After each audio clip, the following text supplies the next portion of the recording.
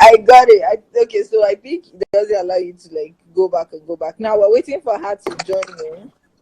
Hallelujah. Hi, Sokwe. Hi, please give me some minutes. I'm coming. Hey, okay, yummy mommy. You're live. There are 125 people watching right now. Okay. That's okay.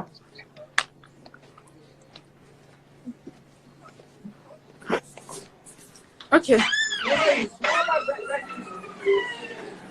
Hi. So the floor is yours. Just introduce yourself and then go on and share your testimony with all of us. I'm so excited.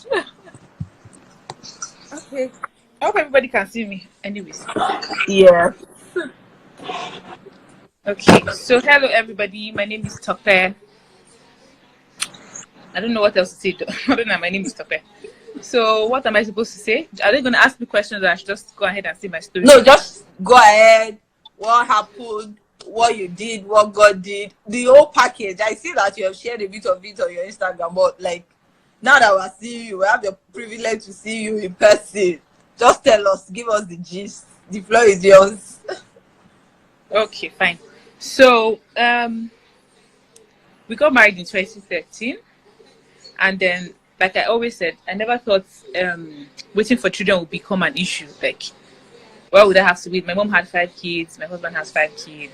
So just like, I would never have to wait. I never even thought that would become an issue. Like, that was never my prayer point to get. I prayed for other things, but never children. So we started trying. First year, nothing happened. So that was when we decided we needed to go to the hospital. So we went, we saw a doctor, did all manners of tests. They said my husband was fine, but I had anovulatory cycles. That means I wasn't ovulating.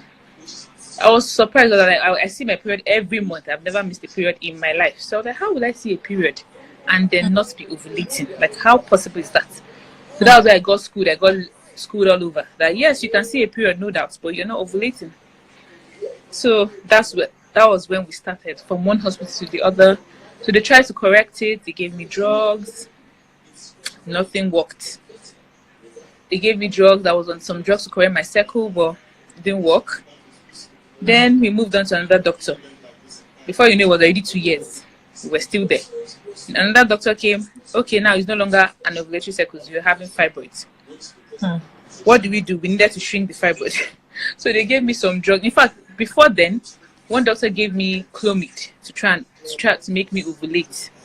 I started having cysts instead of eggs. So they now had to also bust all those ones and get out the fluid, because I had a lot of cysts. I couldn't even walk. Then it was now fibroid. Fibroid, they didn't do anything serious. They just gave me some drugs, blah, blah, blah. It didn't work. All this while, Father, please. Prayers kept on going on. I'm a worker in the church. I'm in the choir. I was like, I'm a pastor's daughter.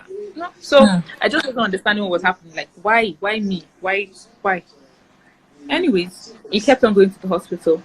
Then we ended up with another doctor again, and this time around it was endometriosis. I'm like, where are they getting all these reports from? Like, why this? Nothing was ever the same. That was the truth. No doctor ever said the same thing. Then I met another doctor, and it was PCOS. So I never had the same reports ever. Then I knew that yes, this one was beyond doctors. It was God, because nobody ever told me yes, this is what. Nobody ever confirmed any other doctor's report to me. Exactly. Everybody just had a new thing. So I just knew that this was beyond doctors. This was beyond man. It was going to be God. Then eventually I met another doctor who said I needed to go for IVF. That there was no way I would ever carry babies on my own. Okay, no problem. So I went for the first round of IVF. It was 2016. It was successful. Was so happy, thank God, and everything. Then at 14 weeks, I was 14 weeks when I slept, and then in the middle of the night, something was coming out of me like water, and I woke up and I realized my water had broken at 14 weeks. So rushed to the hospital, and they said I had premature rupture of membranes, PROM. So ideally, the baby was supposed to come out, like just come out by herself, like it was supposed to be like an abortion. So it didn't happen within 24 hours. It didn't happen within 48 hours. So my doctor said, okay, you have to evacuate. We'll have to kill the child, because the child will not be able to survive in there without water. So my husband and I agreed we're not going to do that. Like, as long as the child was still breathing, we were not going to take the life of the child, that God would do it by himself. So we continued with the pregnancy with prayers and all that. The water, the place that opened never closed. It was still open. So I kept on draining fluid. Like the fluid would come back, but it would still drain. I was wearing pad every day. I couldn't go anywhere and sit down because I would stay in that place with water. And the baby was growing. Was growing, like there was nothing. She was growing fine. Every doctor said she would come out and maybe her limbs would be bent or something because she's not having space to exercise or something because of the water. So we just prepared our mind for the worst. Like whatever happened, fine, but we're not going to kill this child. If she was going to die by herself, no problem. But we're not going to do anything contrary to what we agreed. So we kept on like that. Then then I kept sleeping from one hospital to the other. It was a lot of bed rest. It was a lot of no going out. Like I stopped going to work. I was from one hospital to the other. I went to different hospitals here in Abuja and nobody could help me. Everybody just kept on saying, let's wait till when the baby eventually dies, or let's wait till when the baby comes out. So at 29 weeks, I fell into labor. And I was in the hospital, thankfully. So I started bleeding. And yes, I was bleeding throughout this pregnancy. Like I never stopped bleeding. So I was always on pad. Like I wore pad for over 15 weeks. I was on pad. Wow. So at 29 weeks, I went into labor, and then the doctor said, okay, we need to take you to the theater, and there was nothing they could do. So quickly we rushed to the theater, and the baby girl was brought out that morning. She was fine. She was complete. If you go on my Instagram, you see her picture. She's there. Oh, she was complete. There was nothing wrong. No bent lip, nothing. Like she was fine. The only issue she had was her lungs. She couldn't breathe properly because she had not, according to them, hadn't matured, and then she didn't even have the fluid, so she wasn't taking in anything to help her breathing in and out exercises. So she died that evening. She died that evening by 4-5 p.m. there-ish. That's when she died. Well, I didn't know until the next day. Nobody told me anything because it was CS and they were waiting for me to recover. They had even buried her before they told me. Oh my God. I've forgiven them anyways, but it's still hot. Like nobody even allowed me to see her. Like nobody allowed me to see what the child looked. I only have that picture as a memory. So that was it, 2016, and I was like, I'm done with hospitals. I'm not going to hospital again, and I don't want to have anything to do with anything that has to do with babies. I was no longer interested. I was like, God, if you're not going to do it on your own, then forget about it. I'm not going to hospitals again. So that's how I continued 2017. Thankfully, I got a new job, so that took my mind. Like I was occupied. I didn't even bother with hospital stuff again. I was just enjoying myself, enjoying my marriage with my husband. Like I was living my life. So 2019. Wait, sorry, let me pause you. In the middle of living your life, there were obviously moments of breakdown, right? Of course. There were moments of praying and trying to do what you were meant to do, calculating ovulation. Okay. I stopped calculating ovulation because they said I wasn't ovulating. Okay. So I didn't even bother with that. But the only thing was that anytime I see my period every minute, I would cry and cry. But it got to a point where I stopped crying. I was like, why am I even crying? Like, what do my tears do? Nothing. I would call my friends.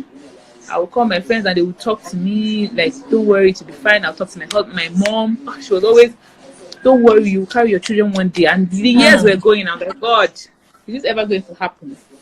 So until 2019, before I decided, okay, let's see. I didn't want to go back to the IVF. Initially, I was like, okay, let me start this. I joined this, she's called, is it Fertile Mom? She's on Instagram. So she gives you a food timetable. She gives you healthy stuff to take that would flush your tubes and help you. Okay, yes, sorry, I forgot to mention, I had one blocked tube. Okay. So they were like, but they said you could still get pregnant with one tube anyways. Yeah. So that was it. So they were trying to flush. So I started living healthy. I went green. I stopped every other unhealthy thing I was doing. I started taking green juices every morning, lemon, and all sorts of things. That's what I was doing. So that was 2019, early 2019. So something happened in my office, and I feel that was just God pushing me, because if that didn't happen, I wouldn't have taken this step I took, this kind of thing. So it was time for me to get posted, and I was like, there was no way I was going to leave Nigeria without my children. I'm going to stay in the foreign country for 3 years alone. No. And I'm like, the only thing that will happen is that my husband will come to visit me and all that. So what is it? I was like, I'm not going to do this. So I turned it down. And So the only thing I was going to use to turn it down was pregnancy. Like I couldn't have any other reason. Exactly. So I decided, okay, I was going to do this thing, and I'll pray work so that I'll write to them and say I'm pregnant, and for now I cannot travel until I'm done. I'll be ready to go. So that was the step I took, and I think God just gave me that push, like go and do. Because if that didn't happen, I would have been. I had gotten to the point where I was comfortable being barren or whatever. Like I'd gotten to that point where I was comfortable. Like if it wasn't going to happen, I'm not going to stress myself. Highest thing we're gonna adopt. Yeah, so this was after 4 years, 5 years. Yes, it was. No, it was last year. That was our 6th year. This year, So it that was was 7 years. This year. Yeah. So I got to the point where I was tired. I was just like, I'm not going to go through that process. My major fear was going through that process of IVF again and failing again. Like I didn't want to do it. The devil was really playing with my mind. And then secondly, I kept on thinking that I had helped God. That was the reason why the baby even died. Because all sorts of past preaching was coming to me, all sorts of doctrine. And that's one thing the devil does. He tries to just cage your mind. Like I kept on thinking that, okay, because I went to do IVF is a sin. And because of that sin I committed, that's why that baby died. So I was like, I'm never doing this thing again. I kept myself caged. I was like, I'm not doing IVF again. So if God wasn't going to do it by his own way, it took a lot of messages. It took a lot of, I don't even know, it took a lot of preaching from other people to open my eyes. And I specifically thank God for my pastor's wife. Like she didn't even know she was talking to me that day in church, but she was speaking to me. She just came up on the altar and she was talking to women that were trusting, and she said, we're trying to raise money for women that cannot afford IVF. And I was like, my pastor's wife is coming to talk about IVF. Like that means there's nothing wrong with this procedure. If she can be saying they're trying to raise money for people, then why am I allowing the devil to deceive me? Like, so I got to the point where I realized God just wanted to be in the process. It wasn't as if he was against it. He just wanted to be part of it. Like, let me go through it with you, and let me get the glory. That was just it. Eventually I realized that my last mistake was letting the doctors take all the glory, letting the procedure take all the glory. Like we did it and it worked. God is the one that made it work. Like I needed to acknowledge him in it. That was the mistake I made. So this time around, once I got my mind cleared, freed from that bondage I was in, I told myself I was going to do it again. So we started praying, fasting. In fact, I prayed to the point where I told God I was not going to do it without you. Like you needed to pick the hospital for me. So he picked the hospital, he picked the doctor, he put us on a fast, and then we had this praise. He put us on a praise period for 7 days, and specifically said, I wanted you to worship with Johnson. I'm sure too many people know him.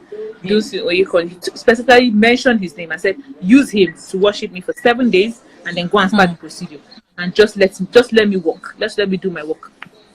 So I went, did that, picked the hospital, picked the doctor. In fact, that day, the doctor. The way we picked doctor was so funny because he wasn't the person I met initially. I just stumbled on him, and thankfully he bears the same name with my husband. My husband just fell in love with him. I was like, that's the man that's going to do the procedure for us. And that was it. So we started. It was good, no issues, and then we got pregnant. Yippee! Everybody was expecting to get pregnant because the first one was successful. Exactly. So, right? I was not expecting any other thing anyways. I was just scared about how the pregnancy would progress. Went for our first scan, saw 2 sacs. So thank God, twins. Father, thank you. So at 7 weeks, I started spotting in the office. So I called my doctor and said, come in, let's see what's going on. So I came in and they were trying to do a scan, and the doctor just started shouting, oh my God, there's a third baby in there. I was like, what? I can't contain myself. Yeah. In this stomach, my husband just started jumping and shouting. I'm like, no, don't jump. I cannot carry 3 babies. Like, I was so scared. 3 at once. At once. I was so scared. But God just did it. Like, the only issue I had during that pregnancy was the weight of the babies. And then the fact that I was dizzy a lot. So that during my second trimester, I carried 3 children. I mean, I was like carried one. So I was dizzy a lot. As in, I even passed out in church one day. It was that bad. So I stopped going to church. I stopped every form of public gatherings and stuff. Even the office, I stopped going to work. I had to talk to my boss. He understood because he started the procedure with me. I took permission from him. So he understood and said, okay, fine, take all the holiday you need. Just when we need anything, we'll call you in and all that. So I stopped driving. So my doctor was like, what if you were driving and you had that period that you blanked out? What could have happened to you? So I stopped everything. Like it was just a period of chill and let God do what he needed to do. So we prayed a lot. Of course you pray when you're carrying 3 babies. It was hard. It was not hard, but it was good. But I'm happy that period is over, man. I couldn't work, I couldn't sleep, I couldn't turn, like it was just, oh my God. And then on the 8th of February, at 34 weeks, that nobody thought I could get to 34 weeks, and a womb that could not carry one baby, brought out 3 boys. 3 boys. 3 One boys. baby broke at 14 weeks. One child. But God put 3 babies in there. Hallelujah. Nothing happened to them. They came out. They didn't even have to stay in an incubator. They were breathing on their own from get-go. The first baby was 2.1. Second baby was 2 kg. Third baby was 1.8. 3 boys. Not even mixed. I was expecting a girl. God said no. I saw your maternity picture. I'm like, there's a girl's I'm telling you, I was expecting a girl because we couldn't see the sex of the third baby. Anytime we go for scan, the baby always had his legs closed. So they couldn't see the scan. The sex, sorry. I only saw 2 boys. So I kept praying, okay, maybe the third one will be a girl. Like, it was not going to be possible to just have the same sex 3. But God did it anyway. And I return all glory to him because he took absolute control. It was beyond doctors. They never believed I could get to 34 weeks. Like, at 32 weeks, I was ready. I was like, okay, fine. The babies will come. They stay in incubator for a while. And exactly, and they will still survive. But fine, we did not even have to stay in an incubator. The only child that kept us in the hospital was because he had jaundice. And he was treated for the jaundice. And then they noticed that he was a bit anemic. And they gave him blood. And that was it. We came back home after 1 week and 1 day. We were back home. So yeah, that's my testimony. And then I just want to say that sometimes when God is doing some things, we don't understand. Because there was time I used to pray, and every time I pray for kids, I will always hear the number 7. I will always hear 7. I was like, what is 7? Like, so I never knew God was trying to tell me that in your 7th year, I would settle you. In your 7th year, because this year is our 7th year, and we are celebrating our anniversary this year with 3 boys. So when I understood what 7 now meant, I was like, okay, 7. That was it. So I return all glory back to God. Like, I cannot even nobody can take the glory for this one, not even the doctor. Because he only did what he could do, and nobody expected 3 babies. I thought we were going to have 2 at most. The whole 3 survived beyond doctor's expectations, and we are here today. 3 boys. I wish I could show you guys. I should show you guys the babies, but they are sleeping. I'm so happy. Can I turn my camera? Yes, you can. I think if you tap the screen twice. Hey. Oh, okay. Let me try. Yeah. Let me look for them. Hey God, I was so excited for you. When I read this testimony, when you shared it with me, I didn't even know like these back details. Mommy, hold on, I'm still on the video. So this is Joshua. Oh, he's sleeping. Oh my days. Thank you, Jesus. Don't mind the girl clothes, so we thought we were having a girl, so we had to. They are wearing the girl's clothes. Wear like that. I love it. This is baby God. 2, Jaden. Oh my God. Oh my God. And there's baby 3, Hallelujah. Jesse. Hallelujah. Hallelujah. Thank you, Jesus. So yeah. Jesus. At least they will get to 3 months before we change the girls' clothes. I can see somebody saying girls' clothes. Oh my. I'm so happy for you. Like, your testimony should be published somewhere. From losing a girl to having 3 boys. I'm so happy for you. So God is your strength in Jesus' name. Is there anything you want to share with whoever is in that waiting phase? Because I know sometimes when I say, oh, I waited, and people say, oh, you waited for less than 2 years and you think you waited. Now, 7 years. So at least if they hear it from you, is there something you want to share? Well, like some people always say, you shouldn't stress, that when you don't stress is when it comes. Well, I think that's a lie of the devil somehow, because God's will for us is to have kids. That's his will. He doesn't want anybody to be barren. He said we should be fruitful, we should multiply. So don't even relent in your prayers. Don't ever sit down and say, when I don't stress, when it happens. No. Mentally, you can decide not to give yourself that stress, that pressure. Fine, but don't ever pipe down in the place of prayer. Like, don't. Pray. Talk to God about it all the time. Father, this is my desire. This is what I want. I want to carry my children. Like, Why? I want to carry my children the way every other person is. I'm a mother. In fact, I've always called myself a mom. Even before it happened, I have this thing behind my door in the room where I paste a lot of confessions. Yeah. And then I wrote specifically last year that children will cry in my house this year. And then I remember the Holy Spirit telling me that the fact that they did not, because I was not asking myself, the children did not cry last year. Is this year they cried? But then he told me something. He said they were already crying because they were in the womb. They have been there even before the year ended.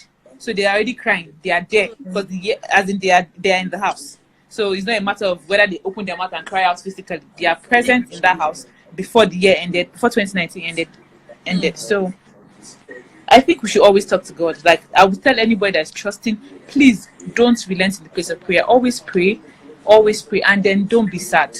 Sadness is a thief of your time. No need to cry. No need. I used to cry a lot. I got to the point where I realized, what's crying doing for me? Nothing, other than just making me sick. I will cry and be sick, and everybody will know you are trusting God for the fruit of the womb. I don't need to cry my problems on my face. I am not my problem. I am a totally different human being. That's as in, I don't know, but I feel that this is my ministry. Really, I feel that God did this just because He wanted me to talk to people. Like there are people out there that really need to hear this testimony. That's why I allowed her. I was happy to come up here. So, and tell you guys that God will do it.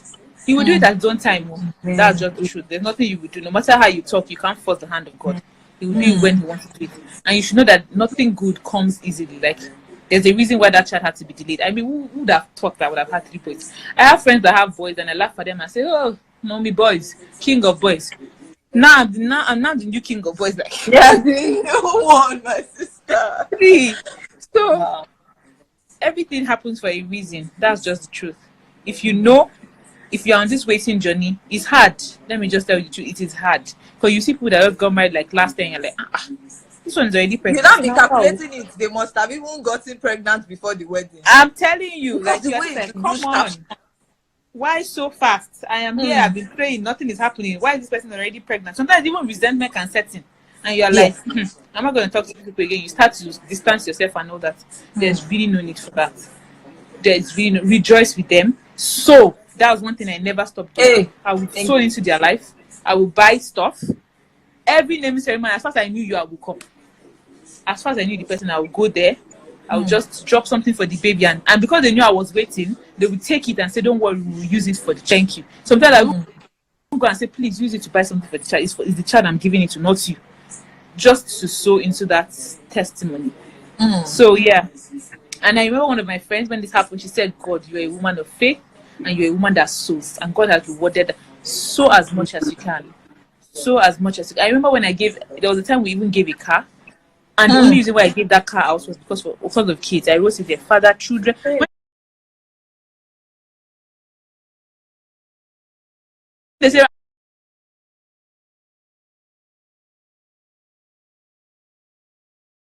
that's for prayer point.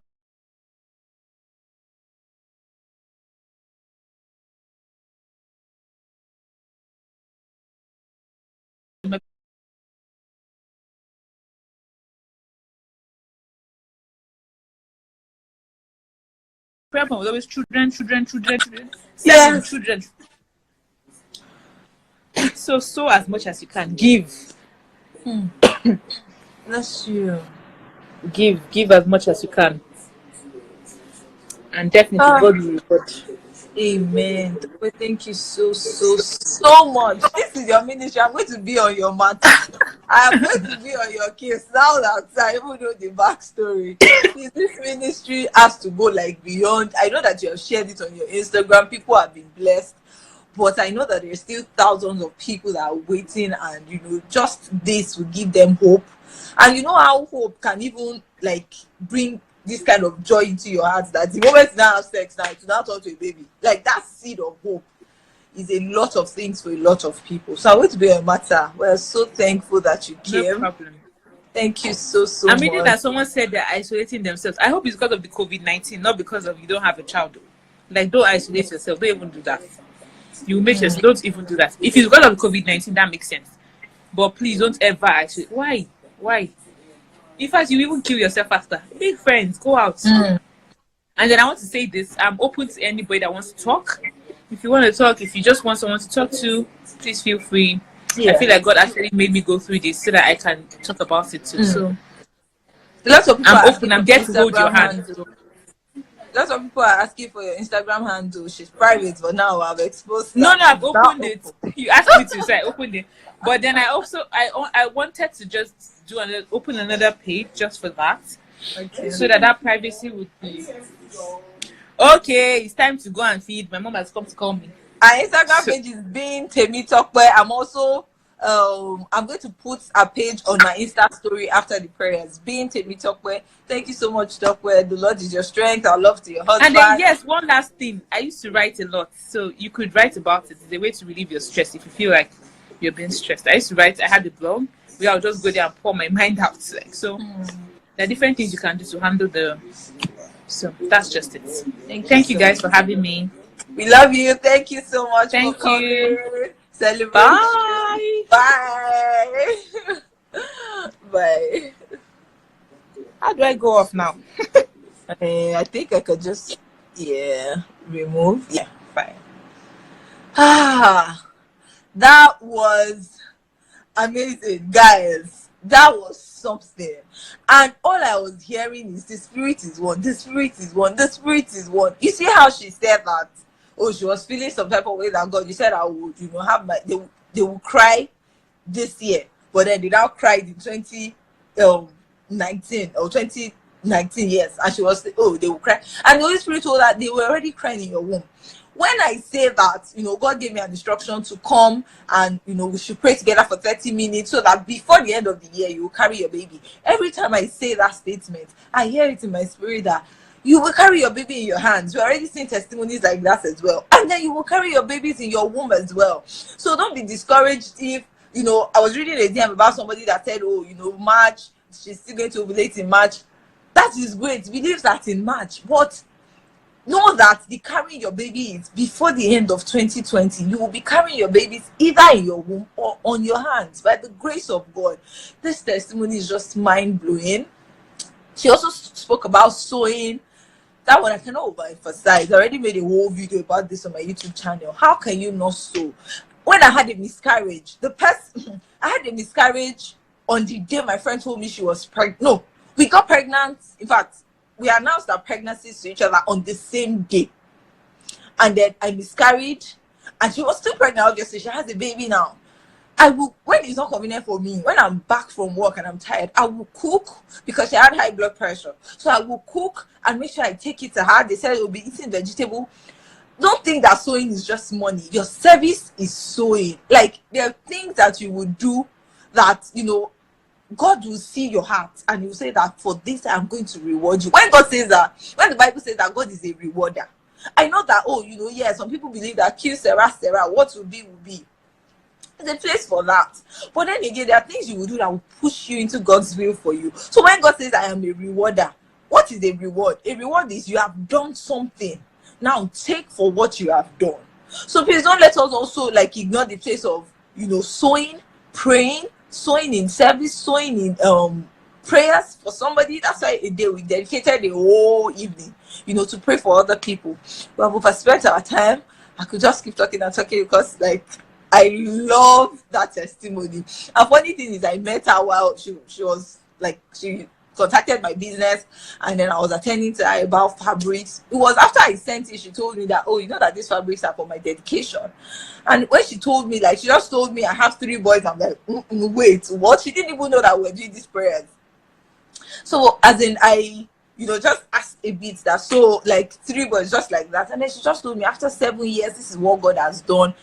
I'm like, I'm so real, but I love things like this. Can I just have you on Insta story? It is not coincidence that it is this month of March, because she shared this testimony with me I think 2 or 3 days after I announced that the Holy Spirit told me to do this. So please don't let us get weary in doing well. I'm just so overwhelmed, but yes, it's already 10:41.